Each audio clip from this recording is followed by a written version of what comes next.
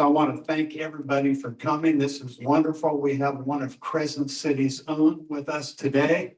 That's Tommy Byrd. He also goes by Tom. He said he doesn't have a preference for one or the other.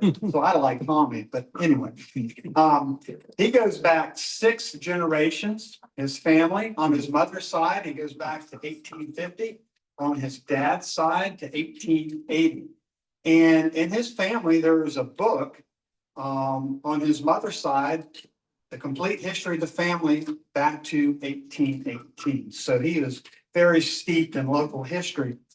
Now, Tommy spent 22 years with the U.S. Coast Guard. And then after that, 17 years with Forest Grove Firm, run by J.R. and John Newbold. And now he is retired. A couple of years ago, maybe a year and a half ago, I had an opportunity. He invited me to come over to his house because I like bottles like Tommy does. Well, my collection is quite humble compared to his. I walk in the door and I'm gobsmacked because I'm telling you, this is a museum quality collection. That's just a fraction of what he's got. And so one thing led to another. And here he is today. He's going to spend some time with us. And he's going to talk about some of the local bottles he's found here in this area. But most of his presentations is going to be about his experiences overseas on the island of Iwo Jima when he was stationed there with the U.S. Coast Guard. So at that, I'm going to ask Tommy to come up. We're going to get you a mic and we'll get rolling.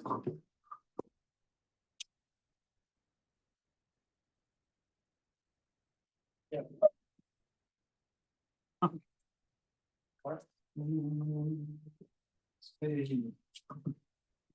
Check, check, working. I tell you what, if you want to use this one, it's a little bit closer. You're gonna have to hold it up like that. Okay.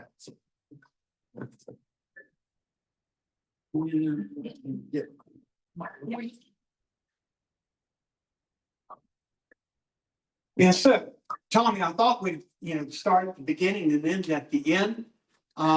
So tell us how you developed this passion for relic hunting and what age?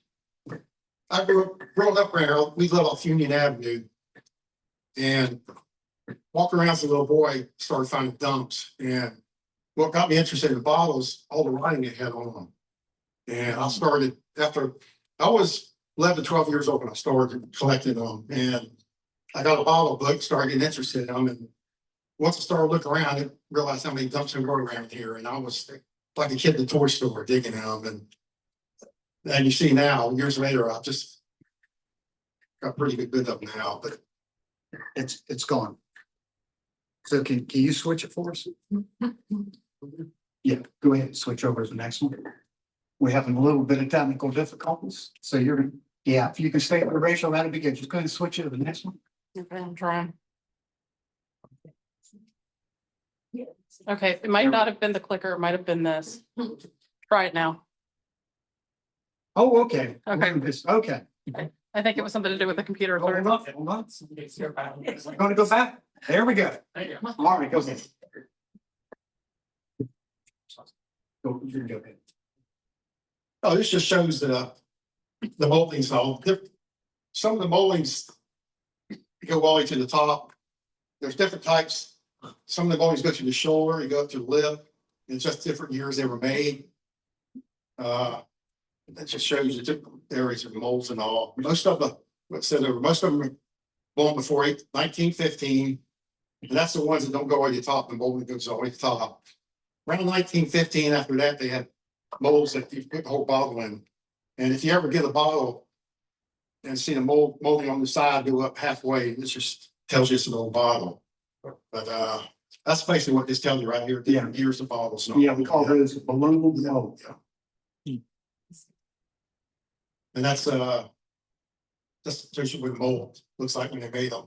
Some of the earlier bottles were made, only the bottom part was made in the mold, but most of them went up to the shoulder. And after that, the shoulder was put on by hand. And years later, like I said, he got the whole mold. But for some reason, I'm not sure when they did that, but must be bottle. If you see a bottle that's got the molding up the side, it goes up to the shoulder. That's okay. Crescent City bottles. I never realized that many Crescent City milk balls like that. The only ones I was growing up, the only one they do it was Loving. And La Presto and Colette. Tell us where you found the Colette's bottle. Where did you find that? My dad was friends with Mr. Collette when I was growing up, and he used to let me go on a bunch of land on the south side of Lake Crescent over there, and I was gonna say, who was Colette? Here, Crescent, for those that weren't familiar. that was a Dr. Collette, but his dad was the one my dad did. And my dad worked with friends away, and he used to let me go over there and walk along the shore one day.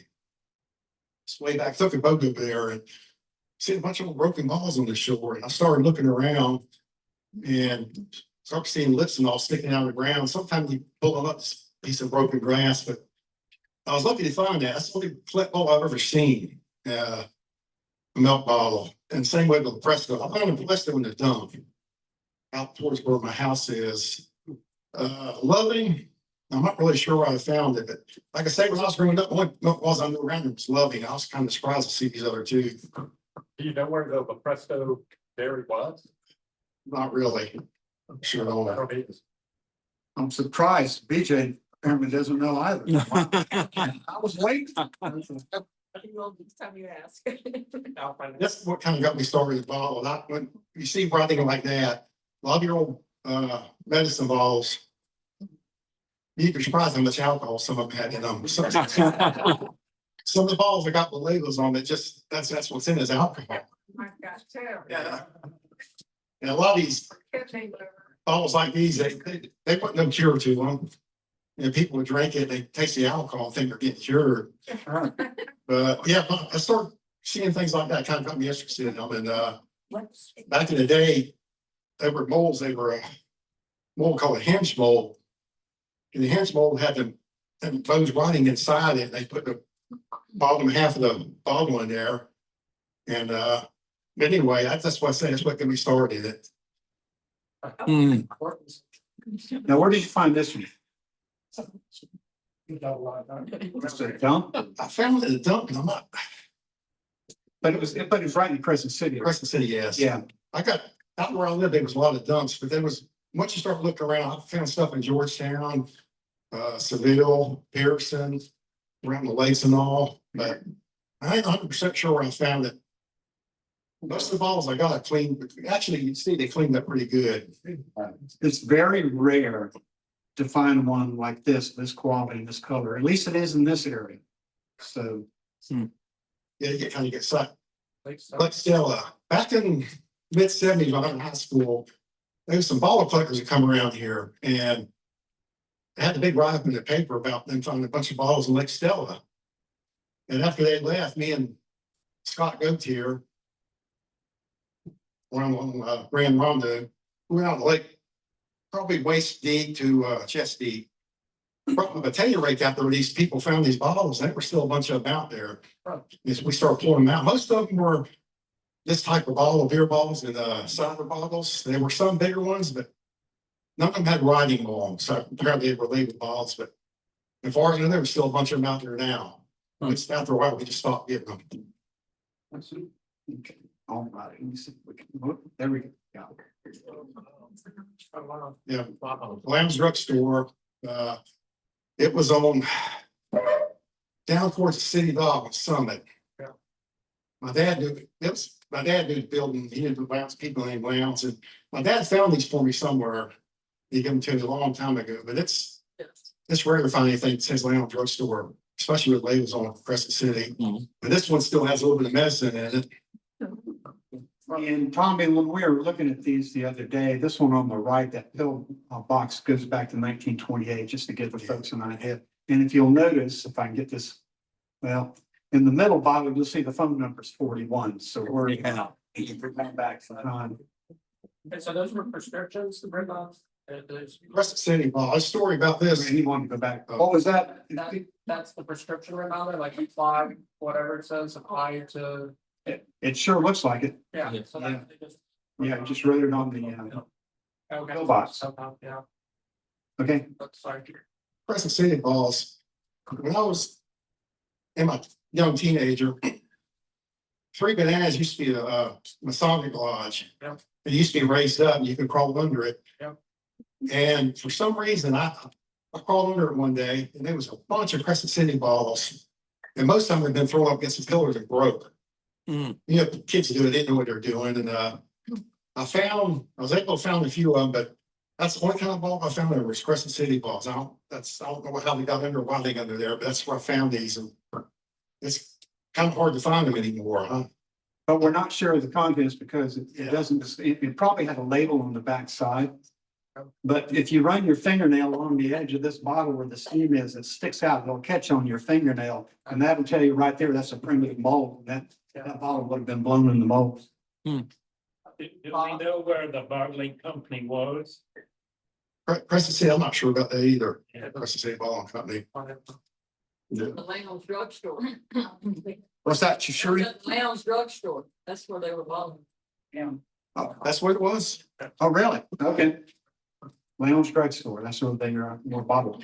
All right, go ahead. This is a ball I found when I was stationed in Washington State. About 75% of the places I was stationed, I found dumps, found bottles. I always looked around, done the research. And I found this in the barn because it's still got a top on it. It's a pretty ball, the color of it. Yeah, the quality is stellar. Yeah. Okay. And of course, most of these balls I got with labels. I found around growing up around in barns and old houses and all. And like I say, one of them, I think this one here says, yeah, 20% alcohol. So that shows you right there. And they might have had some opium in there or cocaine or. I don't know if anybody's ever seen the old Andy Griffith show where Andy started drinking the elixir. You remember that? Yeah, they were happy. But finding bottles with labels is hard. You might want to find them inside. But I was lucky to find these, and I got some other ones I found. But most of the places I used to find balls like that, the bills are gone, tore down, burned down, they're just gone. But And I'd also add that afterwards, y'all are welcome to come up because he's got some of these bottles up here. But the ones with the labels, they're a lot more valuable than the ones that are unlabeled. and that one down there was anyway, the Lexan, it's about half full of something. She'll kill her. Okay, so let me read this one. So the MK2 stands for Machinist Rate 2, is that right? Okay. Yeah. So Tommy's mother did this. Tom Byrd leaves USA, Iwo Jima braces for impact, Asian women eagerly await arrival. So then, the natural question I had for Tommy was, were there any women on Iwo Jima? And what is your answer? No. No.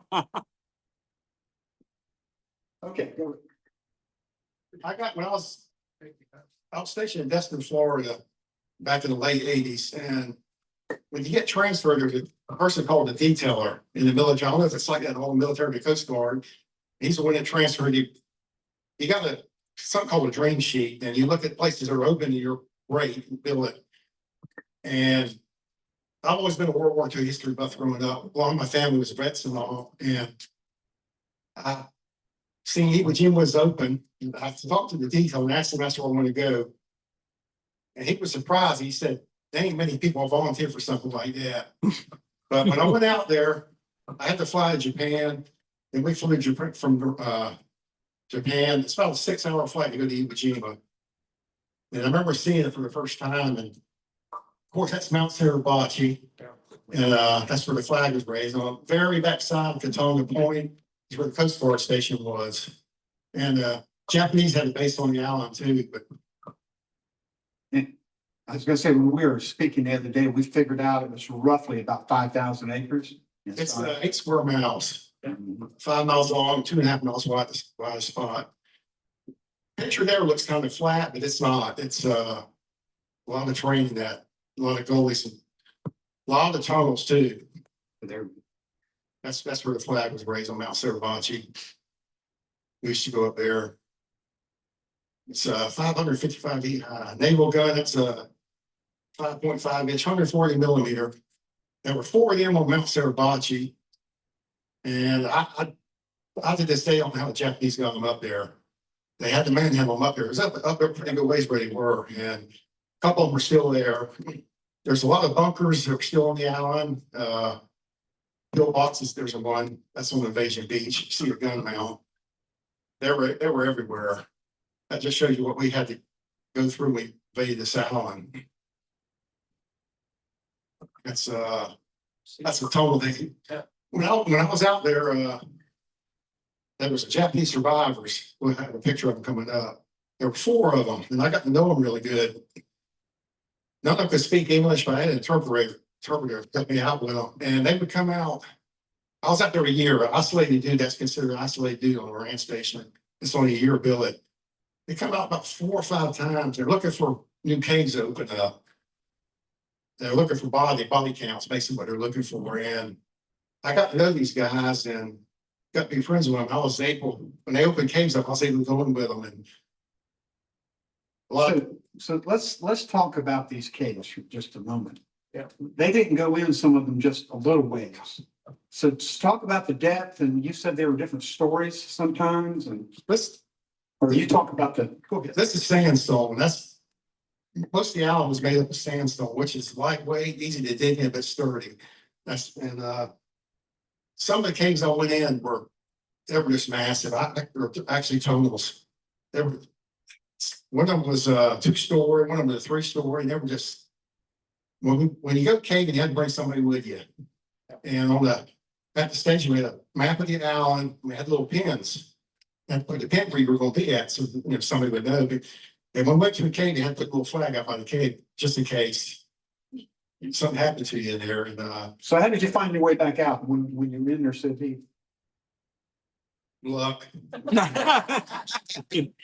But didn't you say, well, some of the caves, though, had ropes in them already, Some right? of them, before I got there, people have been in the caves before had lines. Because some tunnels are so huge and long, had lines in them. And I tell you, What did it smell like? What about the temperature? they were warm. Some of the caves were warm, some of them were hot. You can only stay in them so long. Most of them were warm, not unbearable warm. I can remember one cave I was in, a tunnel. And I remember down there looking for stuff. I had a bunch of stuff I was looking at. The cave was warm and I felt a cool breeze go across my shoulder. Give me goosebumps. That's the only time in the whole island I felt that kind of, I don't know what that was. It scared me. It's kind of, I don't know. So here we go. So talk about this. So after a while, you became famous after this article in Stars and Stripes. This was February. I was on the island, let's see, February, September. It was only about 4 months, 3 months. We used to get flights every week. We get a flight on the island to bring supplies all out. And there was somebody from Stars and Stripes come out one time. I guess they just would look around the island. And after they found out what I had, they done a rap about my friend Matt Brown. He was on the island before I got there. He's the one that got me in the cave, and they done a story on me about all the balls and stuff I found. And after that, I became famous because almost every flight coming every week, somebody would come out when they take them caving.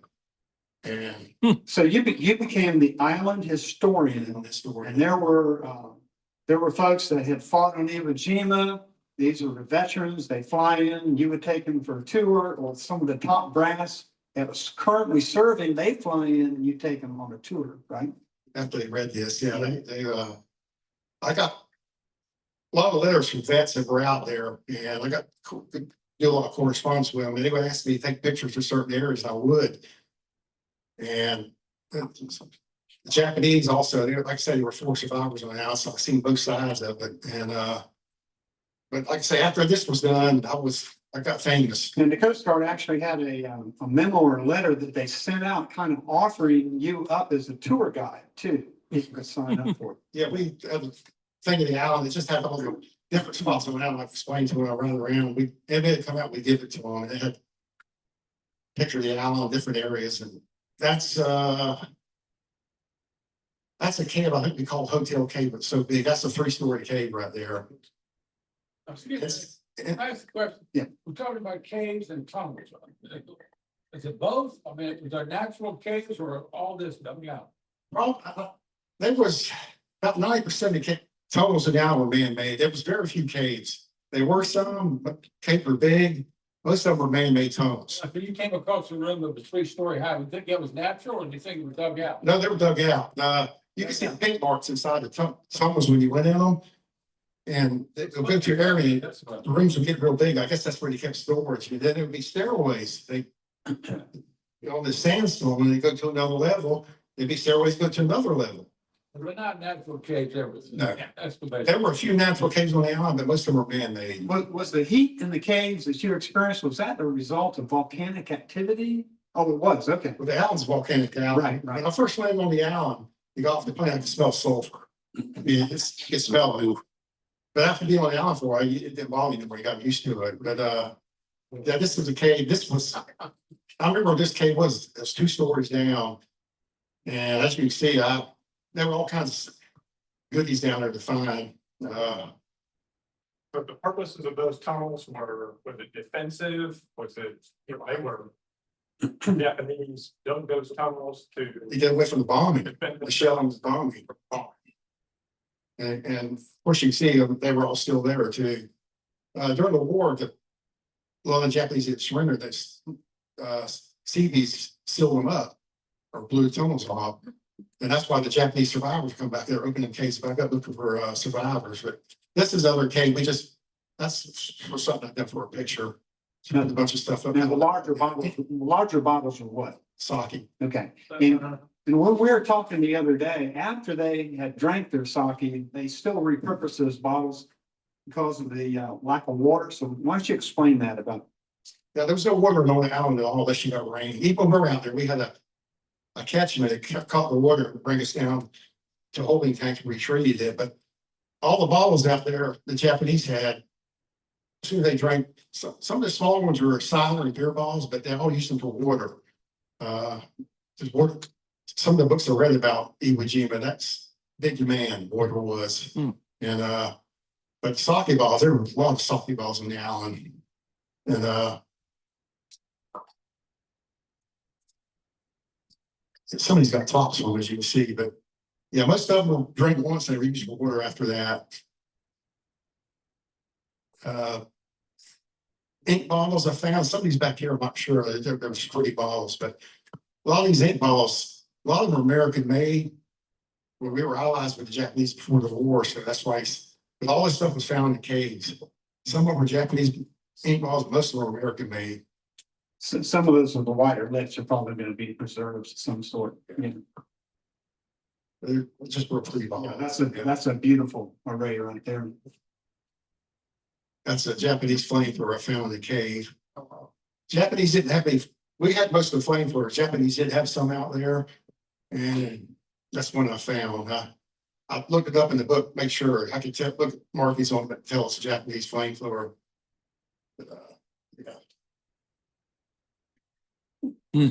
Cigarettes, tea. So did you try any? No, I'm trying to cigarettes. I found it in one of the caves. There's a little tin to open it up. And some Japanese soldier, I guess he took his time making cigarettes. He never got smoke until the thing's full. So they're hand rolled. All hand rolled, yeah. Toothbrushes. All the toothbrushes were made with horsehair, Those are wooden handles. wood handles. So tell them about the dish and the star. The dish is that's an imperial star. Most all your Japanese helmets had stars on. And all the plates like that you see were officers ate out of. There were different types. That's a bowl right there. There were plates and cups and all.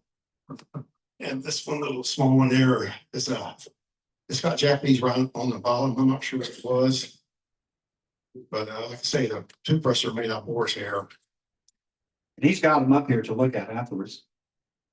That's some of my stuff I got home. But you see all these. I was lucky to find a bunch of bottles with labels on them. And all these bottles got kanji on Japanese writing. But I'll tell you, when I got to Iwo Jima and went in the caves and seen them ball after a ball collector I was like a kid in the toy store. Our duty was 1 and 4. And every time I was off, me and a couple other guys, that's what we did. We were in the caves. But nobody else was interested. They thought you were nuts. They played soccer or whatever. Yeah, most of the people on the island didn't have interest in this at all. Mm. That's one reason I got volunteered for, but I never realized that all this was going to be out there like this. And The ones with the labels would be. A lot of times we went caving at nighttime because it's dark in the caves anyway, so we went at night. And around that station where I was, right across the road was General Korobashi's last command cave. He had 3 of them on the island. That was his last one he moved to. And within 2 or 3 blocks from the state, there were 50 tunnels dug. And we just, I'd say a lot of times at nighttime we'd go out. What are the items laying there? They're syringes. Black syringe. Dry syringes. Most all these were medicine bottles. I got my iPhone and translated over on my iPhone. They must be medicine bottles. And one of these came, when it was full of this stuff, I started finding syringes and all. But yeah, that's what they are, syringes. That is I'm not sure what kind of, it's got a chicken on, maybe some kind of sauce ball. I'm not really sure. It's got a glass stopper top on it, but that's just fall. It's not neat looking bottle. I got a little bit too to look at. It's got a bunch of Japanese writing on it. My phone won't translate stuff that's embossed on the bottle for some reason. It has to have labels. So I don't know what this stuff is, but You're probably right. And that's a very pristine bottle, by the way, so. All right, let's see. Coke bottles, they were, well, the Coke bottles on the island from the Marines. And they're all dated 43 and 44. Most of them from California, but I grabbed a few of them, brought home with me. And so those were left over from War II. That is the hill I got here. That's the cave. When I got this was at nighttime. We went to the cave at nighttime, and I got back to the base and next day I opened this thing up, and it's some kind of food product in there. I think beef curry or something. And when I opened it up, I had to clean it all out, but I did taste it. After all, and How does it taste? it's like a beef flavor. Is it? And after all the years, it still had a taste to it. It was slack full, it's never been used. Yeah, and it's got a wooden plug in the top of it too. He hasn't had them. And it's wrapped with Bamboo. yeah. Bamboo. These were common, these were common now, but it was hard to find one that kind of shape like that. Most of them were all apart. Okay, let's see. That's one of the caves we went in. The Japanese survivors will find caves and they'd open them up, and it was just some of the volunteers that go in and clean the caves out. It's, like I say, they're looking for bodies basically more than anything else. But I went in to help them. That cave right there was, they were extending the airstrip out. Japanese had main airstrip on the island, and they were extending it out. And I got to go in there with them. That was a hot cave. That's the one you go out and dig 10 minutes, you have to get out. It's a hot cave. But they were only interested in recovering the bodies of the bodies, they took, I was like, some of the stuff I got like bowls more personal. Most all the personal things they broke because they didn't want anybody to get them. And some of the stuff I was lucky to find like that. But anything personal was they could destroy. So sometimes they'll can't find stuff. Skeleton, that's matter of fact, previous picture, that's the cave they opened up. And when you walk in the cave, it ain't been open since the war. That's what you step over. Wow. When Americans sealed the caves up, Japanese died in them. And it's kind of eerie walking in the cave and stepping over skeletons like that. But that's what he's seen. Those are Japanese survivors. I never got their names. I wish I had it, but they were really nice. And none of them could speak English, but I had an interpreter, and I just got to be real good friends with them. And every time they come to the island, they look me up, and I get to go around, look for caves and open them. But they were just super nice. I got a book. Matter of fact, Anna got it for me. It's called a tune called Iwo Jima. It's the Japanese version of the Battle of the Island. And one of the survivors in the book done an interview was this guy here. So luckily I was able to do one of the guys with it. This book is written by Dan King, and it's the Japanese had, you think we had it bad. The Japanese had it bad too on the islands. Some of the stories we read, it was, it was just bad. And they were trained not to surrender. This one surrender. They When someone did surrender, they were surprised how good they got treated by them. We treat them compared to what they treated us, but But the reason you say that is because they had been indoctrinated to think otherwise. they're brainwashed. Yes, exactly. But all these guys, of course, they surrendered. That's why they're still here. But they were just super nice. I wish I would have knew Japanese. I could have talked to them more. And didn't you tell me you got together with them to play some kind of baseball or something? Well, that was That was the other group? the Japanese had a Air Force base on the island. It was a couple hundred people in there. And every month we played softball with them, and we march out with a big American flag, and march out with a big Japanese flag, and we cross it. And we play softball, and it was fun, and we usually beat them. I was a pitcher, we usually beat them, but after the game, they put a big feast on. We we had all kinds of food they had. I got my first taste of sake, and I'm telling you, that cured me right there. I see a lot of the Japanese put all the bonsais, because that stuff, it put a number on you. I don't know if anybody's ever had it. Oh my gosh, you drink it warm, take out little cups and it. Yeah. I'll just never forget that. Oh, I had hangover for 2 days. Oh, my gosh. Well, Tommy, that brings us up to the end, and I'll tell you what, thank you so much, and we'll open it up to questions from the audience. And one more thing I wanted to mention. Out of everything he's got here, you need to come up and pick this sandstone up. It's incredibly light, and the texture feels like a foam. It's, to me, I mean, it's really odd. So I invite you to do that when the Q&A is done. And then, all right, Tommy, you're on. So Danny's got. Yes, sir. Did you find any ordnance, firearms, things Yeah, like we that? get, okay, yes, we missed that part. Here we go. I'll tell you what, I'll hold it and you talk. Anybody's done a little reading the history about the Pacific War, Japanese had a 47mm anti-tank round. They took a lot of Shermans out. Some of the Canadian ones still had ordnance. The Japanese were pretty good about getting ordnance out, and a couple times now they would detonate it. But as you see a hole in there, it still had powder in it. And the way I drilled this hole, I stuck it in a bucket of water and drilled it out. So I didn't want to get hot and ignite or something. So I did stick it in water and drilled it out. That's the armor piercing round. This one? This is ceramic landmine or ceramic hand grenade. It's a type 4 Japanese hand grenade. It had the detonator sort of like a regular grenade on the top. And they made these because when they exploded, it's like shrapnel. That's basically shrapnel grenades, but they were cheap to make other than the ones they did make with the metal on. But these were everywhere.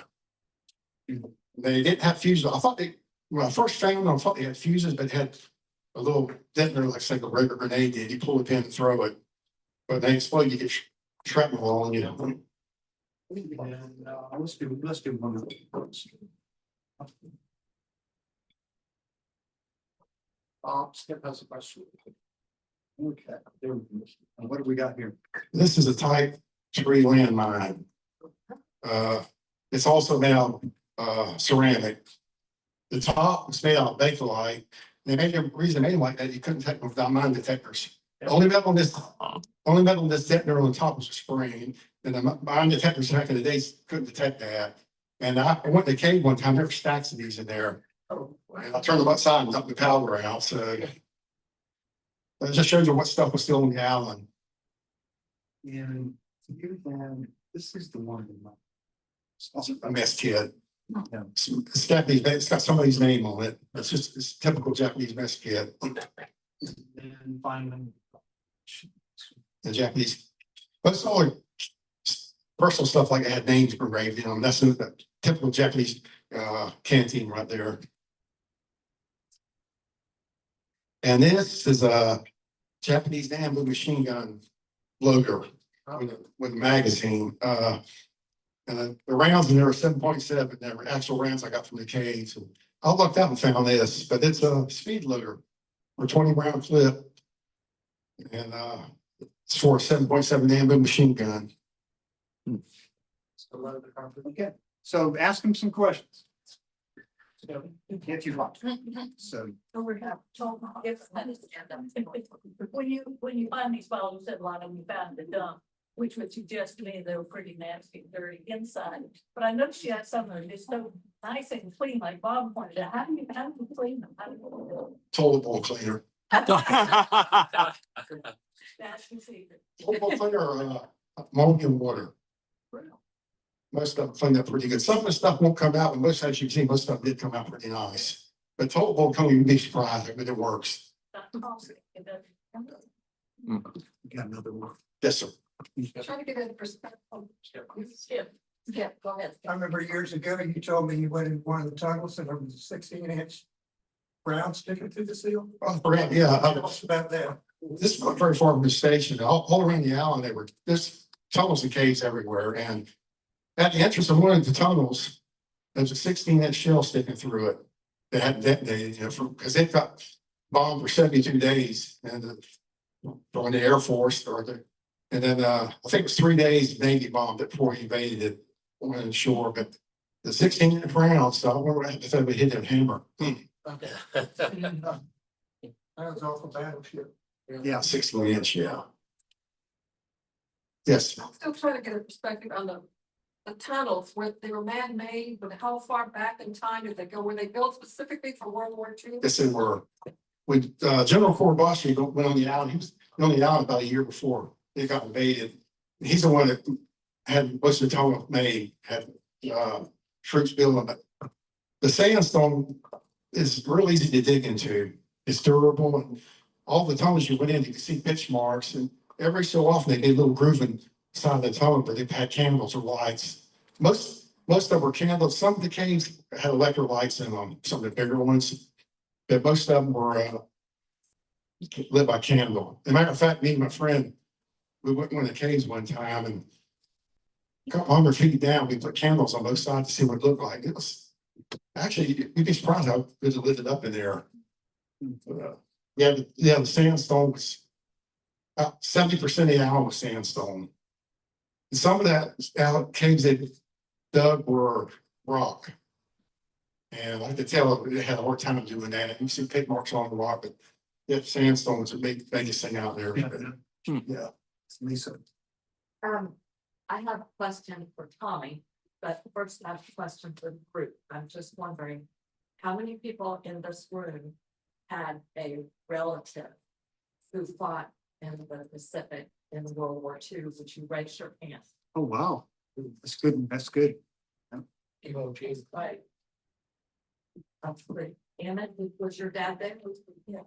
That's great. That's what I thought.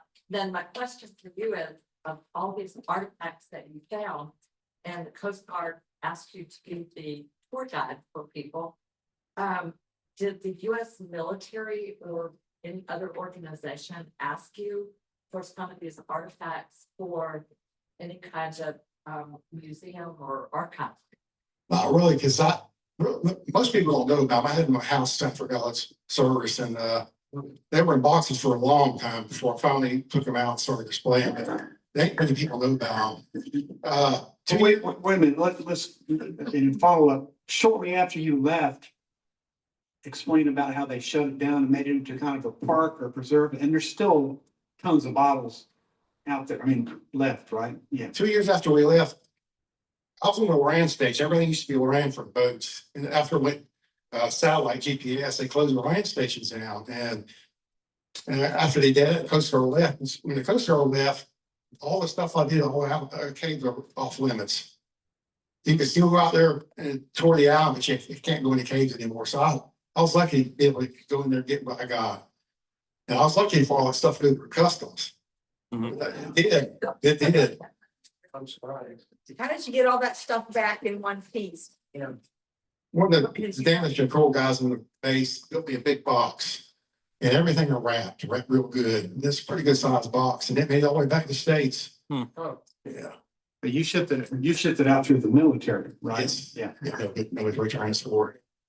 Another question. Did you ever find any bottles in the springs of St. John's? Have you ever been in those? I never have. I've been in, but I never found bottles in them. Never have. I found bottles in St. John's River, but I never found any in springs anywhere. Yeah. We're gonna go down a little bit of a rabbit hole here, but, Mike, where are you? Yeah. Well, there you are.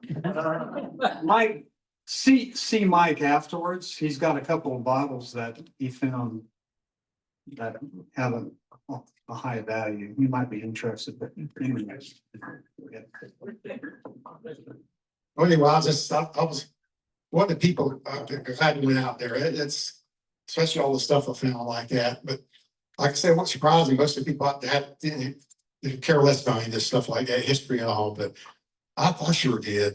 There was a couple other guys that we came with, but like I say, all off time, it's what we done. And I was in good shape too. 8 miles, 8 square miles, and all we did walk. But we got Let me over here. Did you have that teeny thing or that soup bowl or whatever that the one guy who said somebody's She's got it right here. or the letter in the letter? The letter, I know it's not a bottle. Letter. oh, I got, yeah, that one. Yeah, the soup bowl is here, but I think you left all the paperwork at the house, right? You have all the letters. He's got a stack of letters from, oh gosh, these veterans that are this thick. A lot of them handwritten, yeah. Yeah, they made me all remember the 4th Marine Division for being nice to them and send all the pictures.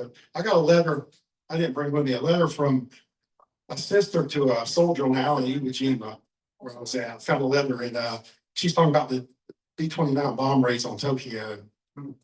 So it was most of the paper things like that you didn't find. They were over the years they deteriorated. But I was lucky I found an envelope in the letter and I had the Japanese on the island translate it for me. That's what it's about. She was talking about visiting her sister, but what got me is talking about the bombing raids on the island and all. That's pretty interesting. And what about, why did they destroy the personal items? Was there a religious thing? Yeah, because they bombed with somebody. That's Japanese, that's a tradition like that. That's They tradition. want to else, yes. But after I left the island and after it closed, I go on YouTube and I was looking at some of the people go out there for tours and some of the caves they have opened up since I've been there. Outside the cave were just pot plates and everything out there. I'm like, wow. But I had a good time. I enjoyed being out there. Most people hate it, but I liked it. What years were you there? 90 to 91. It's like yesterday.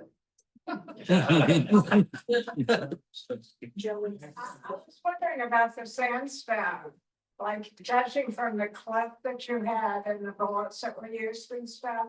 What were bullets easy to penetrate through the sandstone?